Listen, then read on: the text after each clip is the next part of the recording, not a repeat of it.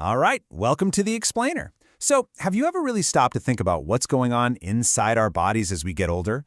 Well, today we're going to do exactly that. We're going to build a visual map of the aging process, tracing all the connections from one system to the next. By the end of this, you'll have a clear, exam-ready understanding of the pathophysiology of aging. Okay, so what really happens? How does one little change kick off this huge chain reaction?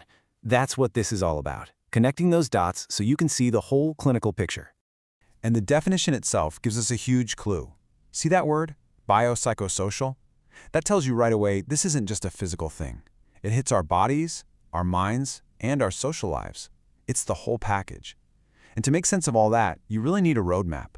So here's the plan. Here's our roadmap for today. We're going to start with the body's basic framework, then dive into the internal systems.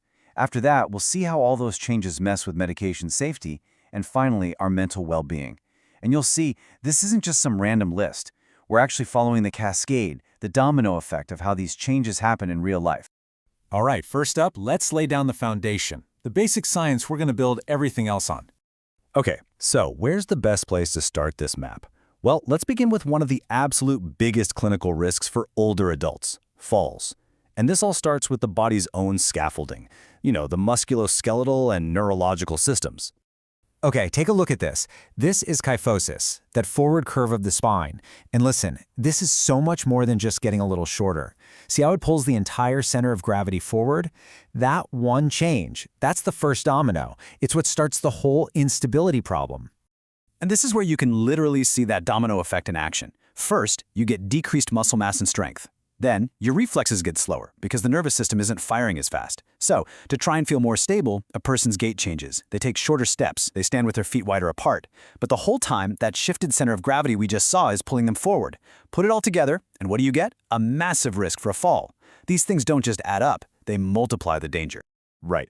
So here's the absolute key point. This is the thing you got to remember for your exams. Fall risk isn't just one thing. It's not just weak muscles or bad balance. It is a combination, a perfect storm of the neurological and the musculoskeletal systems declining together. That is the core pathophysiology. Okay, but it doesn't stop with the body's frame. These problems with mobility and balance, they get way worse when you factor in the body's engine, the heart and lungs, slowing down. Think about it. You've got less stability on the outside, and now you have less power on the inside. That's a really dangerous mix. So what's happening here? Well, the heart muscle itself gets stiffer, the valves can thicken up, so it just can't pump as much blood with each beat. That's why you see that decreased cardiac output and weaker pulses. Meanwhile, over in the lungs, the chest wall isn't as stretchy, so every breath is a bit shallower. And that cough reflex, it gets weaker, which makes it a lot harder to clear out any gunk from the airways. And what does all that lead to? Well, this slide nails it. It's simple, really. If your engine can't ramp up when you need it to, you're going to have less energy, less endurance, and you just can't tolerate exercise like you used to. So a slowing engine leads to our next problem, a weakening fortress. Let's look at how the body's defenses, both inside and out, start to get worn down. Okay, everyone, listen up. This right here, this is a huge safety alert and a classic exam question. See, in an older adult, the immune system just doesn't sound the alarm the way it used to. So you might not get a fever. Instead, a sudden change in their mental state, like confusion, could be the only sign that there's a serious infection going on. This means you have to become a bit of a detective. You're not looking for the classic signs of sickness, you're looking for these sneaky, subtle clues. A sudden loss of appetite, suddenly becoming incontinent, an unexplained fall. Any of these things could be your only hint that an infection is hiding under the surface.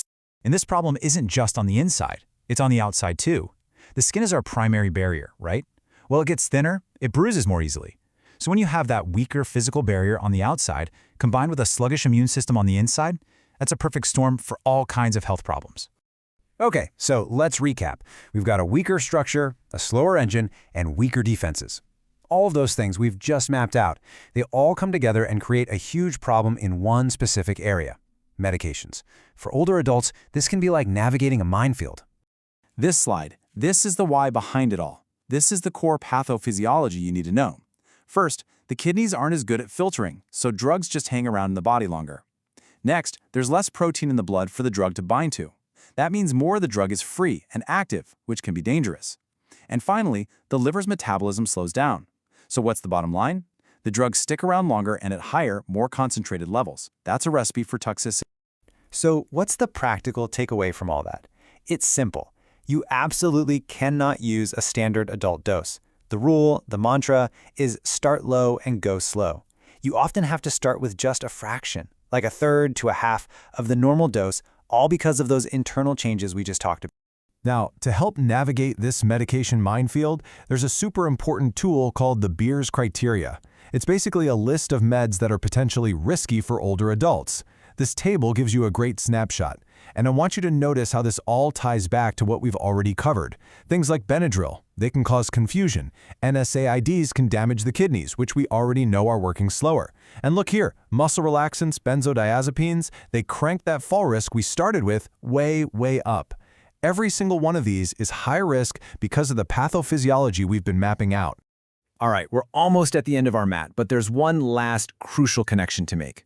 All of these physiological changes, they don't happen in a bubble. They have a massive and frankly often overlooked impact on a person's mental and emotional health. Okay, this table is beyond important. This is a classic exam topic, the 3Ds. The key is to spot the differences. Look at the onset. Delirium hits you suddenly, like a light switch. Dementia creeps up slowly over years. And consciousness, it's all distorted and fluctuates with delirium. But with depression and dementia, the person is generally awake. Knowing this stuff is critical because you treat each one completely differently. Now just for a second, try to put yourself in their shoes. Imagine living with these changes. You're afraid of falling, of losing your independence. You're frustrated because you just don't have the energy you used to. You're dealing with all these chronic issues.